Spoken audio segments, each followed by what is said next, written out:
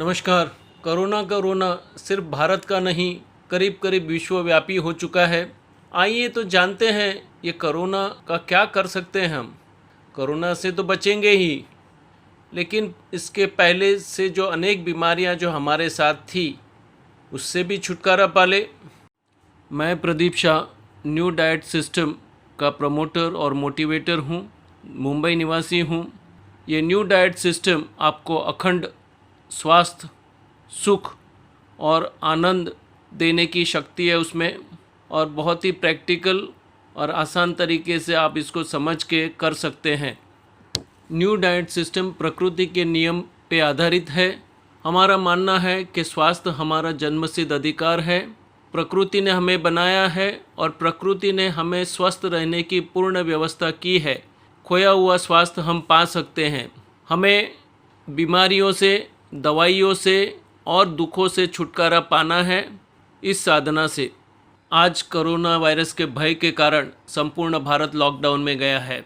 करीब करीब हर कोई मास्क पहन के घूम रहा है, हैंड सैनिटाइज़र का यूज़ करता है और हर एक जगह पे फ्यूमिगेशन हो रहा है। ये सभी टेम्पररी है, ये परमानेंट नहीं हो सकते हैं। अगर ये चीज़ अगर ज़्यादा देर चली तो मानव जात का अस्तित्व ही खतरे में आ जाएगा। हमें तो इसका परमानेंट सॉल्यूशन देखना पड़ेगा। आज कोरोना है, कुछ महीनों के बाद रोना वायरस आएगा और उसके बाद मरोना वायरस भी आ सकता है। तो ऐसे कहाँ तक चल सकते हैं? हमें तो परमानेंट सॉल्यूशन की ओर देखना पड़ेगा। बीमारियां तो पहले से थी, दवाइयाँ भी थी, ट्रीटमेंट भी थी। उसके बावजूद रोज़ पूरे पृथ्वी पे लाख से ज़्यादा आदमी बीमारियों से मरते थे, लेकिन उससे हमें फ़र्क नहीं पड़ा। और यहाँ कुछ महीनों में कुछ हज़ार लोग इस बीमारी से मर गए, ऐसे रिपोर्ट है। और हम ही नहीं, पूरा भारत ही नहीं, पूरा विश्व उसकी लपेट में आ चुका है और भयभीत हो चुका है। ऐसा क्या है इस कोरोना में कि हम इतने भयभीत हो गए? कारण एक ही है, मुझे डर है कि मुझे भी हो सकता है। और ये भय जो है, इसी के कारण ये सब हुआ है। ये तस्वीर देखिए, इसमें स्त्री भी है, पुरुष भी है, गरीब भी है, अमीर भी है, बच्चे भी हैं, बूढ़े भी है। कोई हो सकता है अफ्रीकन है, कोई चाइनीज़, कोई जापानीज़, कोई यूरोपियन, कोई इंडियन, कोई डॉक्टर हो सकता है, कोई इंजीनियर हो सकता है, कोई ब्यूरोक्रेट हो सकता है, कोई नेता हो सकता है, कोई साधु संत महात्मा हो सकता है। ये सभी पहले भी बीमार थे और अब ये सभी कोरोना वायरस की बीमारियों से भयभीत है। हाइजीन की बहुत बातें चल रही हैं और होनी भी चाहिए, लेकिन हम जानते हैं जहाँ कूड़ा है वहाँ कीड़ा है। वो कीड़े अपने आप से आ जाते हैं, किसी को बुलावा नहीं देना पड़ता है। ये प्रकृति की व्यवस्था है। तो अभी क्या करना है? इस कूड़े पे स्प्रे करके कीड़ों को मार देना है, या कुछ ऐसी व्यवस्था करें कि कूड़ा हो ही नहीं। अगर है तो वहाँ से इमीडिएटली साफ़ कर दिया जाए, तो फिर कुछ स्प्रे करने की भी ज़रूरत नहीं है। बाहर का हाइजीन तो ज़रूरी है, उससे अनेक गुना ज़्यादा इम्पॉर्टेंट है, महत्व है भीतर के हाइजीन का। जो बाहर होता है वो भीतर भी होता है। अगर हमारे अंदर कूड़ा पड़ा रहा तो हमारे भीतर भी कीड़े पड़ेंगे और हमारी रोग प्रतिकार शक्ति कम होगी, तो हम कोई भी बीमारी से संक्रमित हो सकते हैं। तो आज की ज़रूरत है हमारी रोग प्रतिकार शक्ति बढ़ाने की। फिर कोई भी वायरस आए हमें कुछ इतना परेशान नहीं कर सकता। अनंत ब्रह्मांड, जिसमें करोड़ों करोड़ों तारे हजारों लाखों साल से अपने कुछ नियम से बंधे हुए हैं और ये नियम से अपने शिस्तबद्ध चलते हैं। इसमें कोई भी फ़र्क नहीं होता है। कितनी अद्भुत है ये व्यवस्था। इस ब्रह्मांड का छोटा तारा है सूर्य, और उसके ग्रह और उसके उपग्रह सभी प्रकृति के नियम से बंधे हैं और उसका अद्भुत संचालन होता है। उसमें कोई भी फ़र्क नहीं होता है जिसका हमें अनुभव है। इस सूर्यमंडल का छोटा सा ग्रह है पृथ्वी।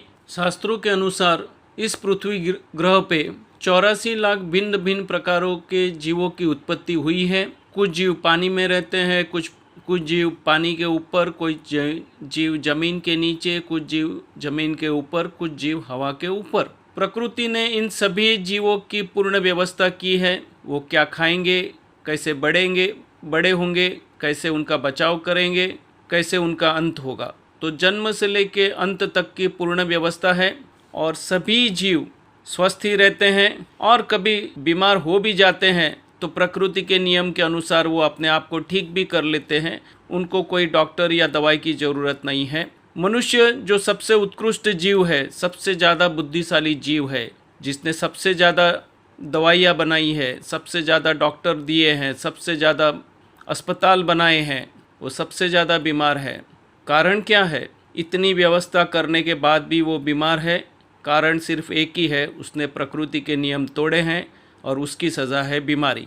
आज हम सब देख रहे हैं आधुनिक विज्ञान, हमारे शास्त्र, हमारी परंपराएं सभी निष्फल गई है। कारण हमारा स्वार्थवर्ष, उसका दुरुपयोग और कमज़ोर अर्धघटन, इसीलिए वो हमारे काम नहीं आ रहे हैं। तो अभी इसका इलाज क्या है वो भी हमें सोचना पड़ेगा। इलाज क्या है? इलाज एक ही है, फिर से उस प्रकृति का विज्ञान हमें जानना पड़ेगा जो अद्भुत है और बिल्कुल सही है। सृजनहार जिसने भिन्न भिन्न प्रकार के जीवों की उत्पत्ति की, उसने सभी को समान अधिकार दिए हैं, किसी को कम किसी को ज़्यादा नहीं दिए हैं। मनुष्य जो सबसे उत्कृष्ट और सबसे बुद्धिशाली जीव है, उससे उम्मीद रखी थी कि वो एक ट्रस्टी के जैसे इस पर्यावरण की रक्षा करेगा और स्वर्ग पृथ्वी पे ले आएगा। उसकी बजाय मनुष्य ये समझ बैठा कि ये जो पूरा जो प्राणी जगत है वो सब मेरे लिए बना है, मैं इसका जो चाहे वो कर सकता हूँ, मैं इसमें से मेरा खाना बना सकता हूँ, दवाइयाँ बना सकता हूँ, इनसे मजदूरी करवा सकता हूँ, इनसे कमाई कर सकता हूँ, इनसे मेरी सिक्योरिटी करवा सकता हूँ, मेरी प्रतिष्ठा बढ़ा सकता हूँ, मेरा स्टेटस बढ़ा सकता हूँ। इनको जब चाहे तभी मैं पैदा करूँगा, जब चाहे तभी इसको मार भी सकता हूँ। और यही मनुष्य ने किया। पूरी पृथ्वी का शोषण किया उसने, सभी जीवों का शोषण मनुष्य ने किया है। मनुष्य की ये वृत्ति कोरोना वायरस से अनेक गुना घातक है। इसीलिए हम दुखी है, पीड़ित है। ऊपर वाले ने मनुष्य को ये सत्ता नहीं दी थी और इस अपनी बुद्धिमत्ता का दुरुपयोग किया। इसी की सज़ा है आज की ये परिस्थिति।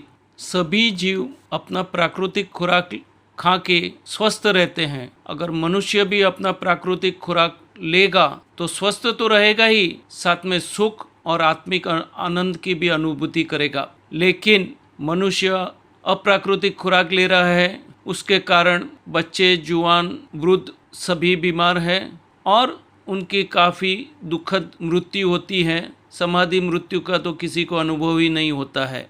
अद्भुत शरीर मिला है हमें, अपने आप से अपना विकास करता है, अपना बचाव करता है, अपने आप को वो ठीक कर लेता है और कोई भी बीमारी है तो अपने आप से उसको ठीक कर लेता है। सिर्फ एक ही शर्त है, प्रकृति के नियम के अनुसार जियो। हमारे शरीर में ही एक अद्भुत डॉक्टर है और अद्भुत फार्मेसी है। जो चाहिए वो हमारे भीतर है।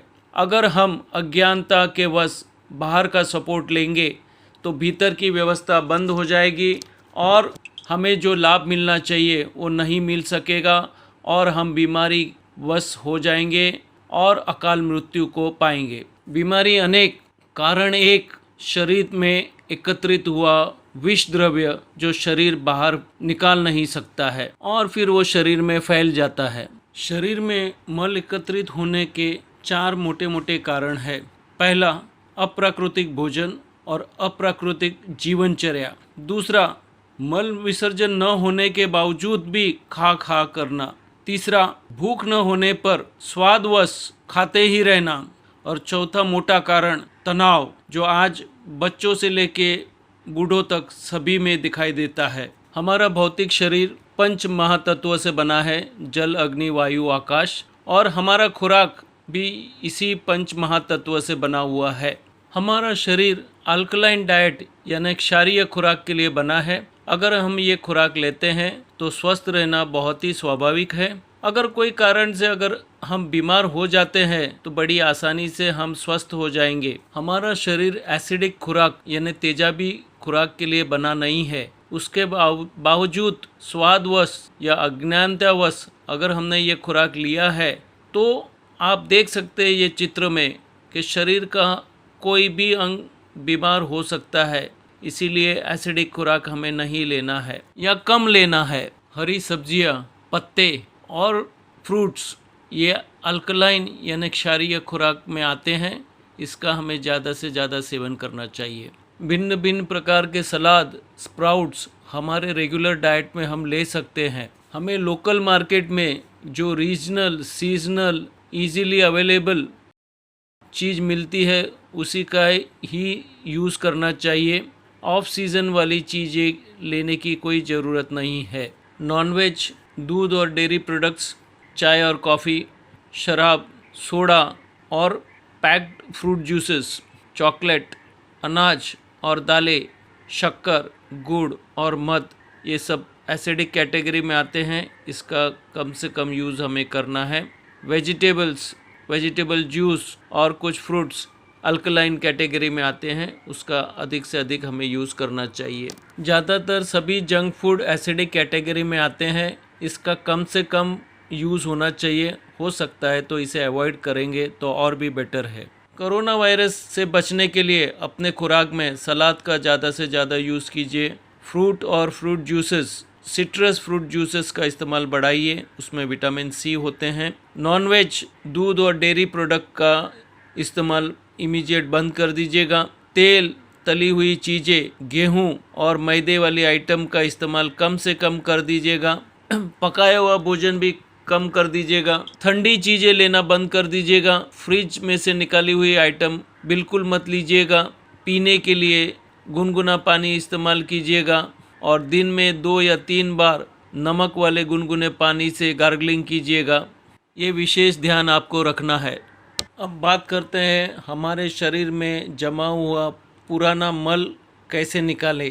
इसके लिए हमारी त्रिसूत्री डिटॉक्स फार्मूला है, जिसमें हमारी बड़ी आंत को साफ़ करने के लिए पानी वाला एनिमा लेना है। ये एनिमा हमारे मल द्वार से डाला जाता है, जो हमारे कोलन में यानी बड़ी आंत में जाके जमा हुआ मल को ढीला करता है और उसको आसानी से बाहर निकालने में मदद करता है। हमारा ग्रीन जूस जो होता है, जो क्षारीय होता है, उसमें आंवला और भी जो पत्ते होते हैं वो शरीर की सफाई में मदद करते हैं। कुछ नहीं खाना यानी फास्टिंग करना, ये भी बहुत इम्पॉर्टेंट है शरीर की सफाई के लिए।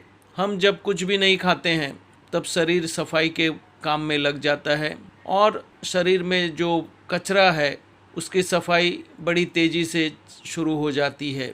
इसीलिए हमें सोच समझ के धीरे धीरे फास्टिंग की प्रैक्टिस भी बढ़ानी चाहिए। एनीमा ये बहुत ही आसान तरीका है, अपने घर में खुद ही ले सकते हैं, रोज़ ले सकते हैं। स्पेशली जब कोरोना वायरस का भय है तब दिन में 2 बार लेना है। बड़ी आंत को सफाई करेगा, हमारा कॉन्स्टिपेशन का प्रॉब्लम सॉल्व होगा और कॉन्स्टिपेशन का प्रॉब्लम सॉल्व होने से हमारे अनेक बीमारियां अपने आप से मंद हो जाएगी या तो निकल जाएगी।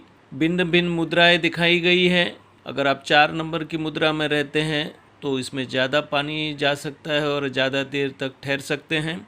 इसकी ज़्यादा डिटेल चाहिए तो नीचे दी गई लिंक पे आप क्लिक करेंगे तो आपको वो डिटेल मिल जाएगी। जिनके पास एनिमा पॉट की सुविधा नहीं है वे शंख प्रक्षालन, कटी स्नान, गणेश क्रिया, कुंजल क्रिया या वेट टॉवेल थेरेपी का भी इस्तेमाल कर सकते हैं। इसकी डिटेल्स आपको आसानी से इंटरनेट पे मिल जाएगी। ये ग्रीन जूस बनाने की जो रेसिपी है वो यहाँ बताई गई है या नीचे दी गई लिंक पे भी क्लिक करेंगे तो आपको मिल जाएगी। ये आपके हिसाब से आप चेंज भी इसमें कर सकते हैं। ये तस्वीर जापान के साइंटिस्ट ओशोमी की है। उन्हें 2016 की साल में नोबेल प्राइज़ मिला था। उन्होंने दुनिया के सामने ऑटोफेगी यानी इंटरमिटेंट फास्टिंग का सिद्धांत रखा था, जिसमें 8 घंटा खाना है और 16 घंटा कुछ भी नहीं खाना है। उनका कहना है कि अगर आप ये करेंगे तो शरीर अपने आप से अपनी शुद्धि कर लेगा और आप फिर बीमार नहीं हो सकते हैं। हमारा भौतिक खुराक हमारी भौतिक शरीर की वृद्धि के लिए है और भौतिक शरीर जब श्रम करता है तो उसमें जो टूट फूट होती है उसकी पूर्ति के लिए है। भौतिक खुराक से शक्ति नहीं मिलती है, आप ये बिल्कुल समझ लीजिए, खाने से शक्ति नहीं मिलती है। शक्ति का संचार जब हम गाढ़ निद्रा में होते हैं या ध्यान में खो जाते हैं अपने भीतर, तब शक्ति का संचार होता है। खुराक से शक्ति का संचार नहीं होता है। इसलिए शरीर और मन दोनों को साफ रखना अत्यंत ज़रूरी है। जब हम हमारे शरीर और मन को डिटॉक्सिफाई करते हैं यानी शुद्ध करते हैं, तो हमारी रोग प्रतिकार शक्ति अनेक गुना बढ़ जाती है। अब बहुत ही कम चांस है कि कोरोना हमें अटैक करेगा, और अगर हो भी गया तो बड़ी आसानी से उसको वापस जाना पड़ेगा, हमें परेशान नहीं कर सकता है वो। तो यही संदेश है, कोरोना से डरो नहीं, अपनी रोग प्रतिकार शक्ति बढ़ाओ। तो कोरोना तो जाएगा, लेकिन और पहले की जो हमारे बीमारियां थी वो उसके साथ चली जाएगी। हम ताजगी और स्फूर्ति का अनुभव करेंगे, और शायद हो सकता है 2 साल, 5 साल, 10 साल पहले जो हमारी फिटनेस थी उसे हम रीगेन कर ले।